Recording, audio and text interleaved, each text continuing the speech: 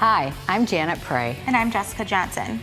Today we'd like to share with you some tips that we've come up with on how to make costumes for toddlers. Before you make a costume, there's a couple things that you need to think about. Of course, we all know toddlers can be very stubborn and very opinionated. So if you don't think about a few key things, you could end up in a disaster. First of all, you're going to want your toddler to be excited about it. If they're not excited, you may never get it on them. You want it to fit properly. Not only is it important for safety, but you want them to be comfortable in it. It needs to be weather appropriate. Think about the conditions that you live in. We live in a colder climate, so we like to have a little bit warmer costume. This is a great benefit to making your own costumes because you can, if you live in a warmer climate, then you use a lighter weight fabric. In our circumstance, we found some polar fleece to be the perfect fabric for our costume.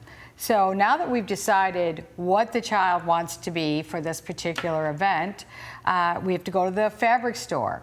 A good thing to pick up is a picture of whoever that character is, whether it's a cartoon character, a video character, a storybook, but try to find a picture that you can take with you to the fabric store.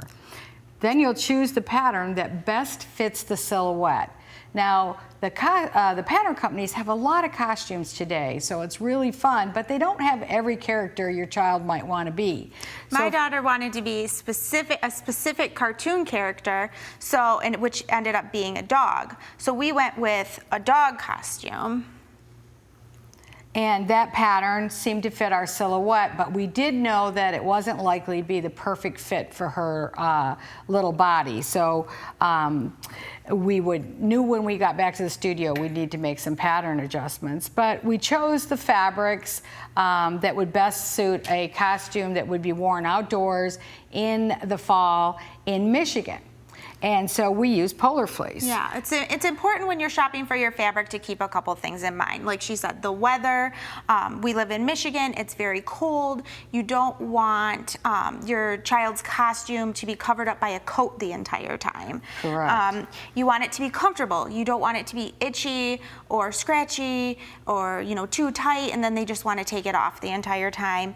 And you want it to be washable. And those are all great things about this polar fleece. You may make the costume for a certain event, but who knows, maybe Wednesday afternoon, your toddler's gonna wanna throw that thing on and have lunch in it. So the polar fleece is also, like she said, washable and easy to sew on. It's very forgiving, so consider that if you live in a northern climate like we do. But once you have all your supplies, be sure to consult the back of the envelope of the pattern. It'll tell you exactly what you need and how much you need. And now it's time to figure out how we're gonna make sure that this costume is going to fit that toddler appropriately. And unless you have pattern drafting experience, sometimes that's a pretty daunting task, trying to figure out what this flat piece of paper is going to be like and how is it going to fit a three-dimensional body. So we went to the closet and we found these perfect little footed pajamas that she would wear to bed every night. I knew that they fit. I knew it was a similar silhouette to the pattern that we already bought. Okay, so what we want to do is we got out our, and this is a jumpsuit. Jumpsuits are, really good for animal costumes. So what we did is we measured this finished garment against the pattern tissue. Always keep in mind that you have to add seam allowance to that width. So if you decide the width is 20 inches, remember that you still need to add the 5/8 inch for every seam that's in that particular piece. So we measured across the width of this little jumpsuit, and then we measured across the width of this pattern piece and realized we were about 4 inches too big in the full circumference of the garment. So what we decided we needed to do is take 1 inch out of each of the 4 quadrants of the jumpsuit. To do that, you're going to make a straight line all the way down the entire pattern piece and make sure that it's parallel with the straight of the grain. Now you'll fold out a 1/2 inch. So be sure to measure this, fold, and make sure it's a 1/2 inch. And then just tape it into place. And you can just go all the way down. 2 or 3 pieces of tape will hold it in place. Go down the full length of the pattern. Now we've taken, again, 1 inch out of every quarter of the jumpsuit, which gives us a full 4 inches in distance. Try to keep that in mind because you don't want to end up making it too small. You'll have to start over. Now the next thing we did was measure the length from here to here, and we determined that we needed to shorten it quite a bit. So this is my fold here. And then again, down here, which would have been from the crotch to the foot, and always leave some room for the hem, of course. And again, you can tape that as well. Now, you'll see what happens when you fold pieces like this that are really long and you're taking a lot up. You're going to end up with an area where the line does not blend properly. And you can see, you can't actually sew this and have that big jog in there. So you could take something like a French curve and find the exact angle to get that at and draw that right on a piece of paper that you tape to this. Or if you don't have the tool, just go ahead and use your scissors and just draw, making sure that you end up right at the very end of that pattern piece. And there you'll do the same thing if you need to shorten the sleeves.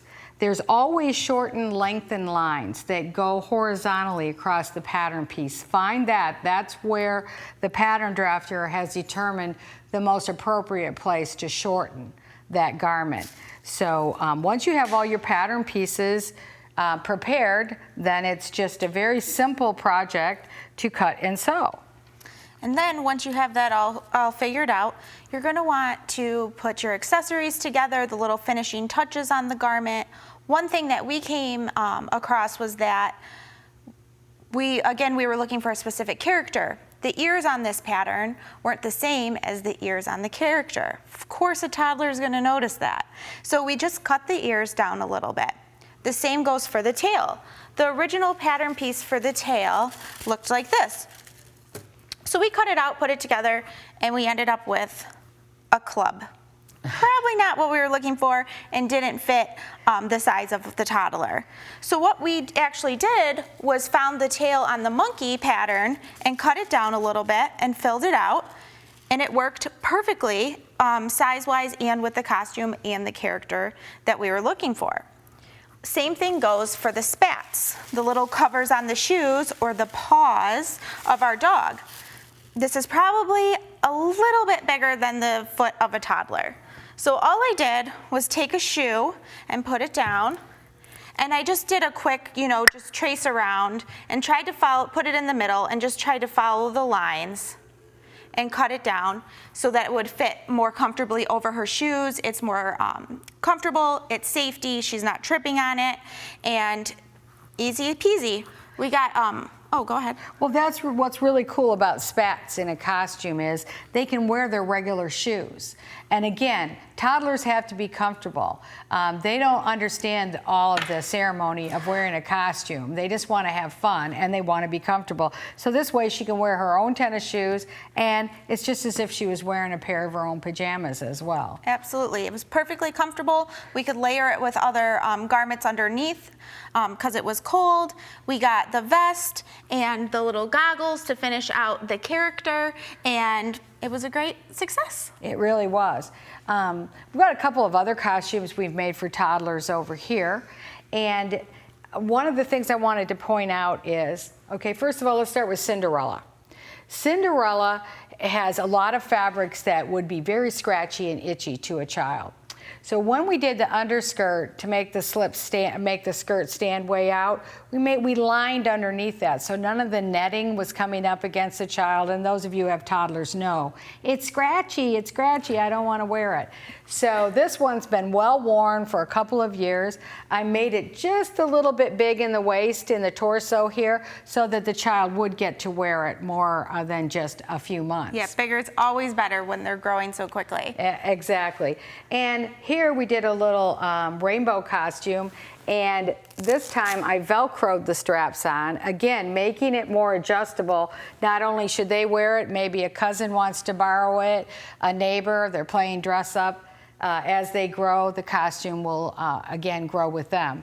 So, again, comfortable, safe, and fun costumes for toddlers.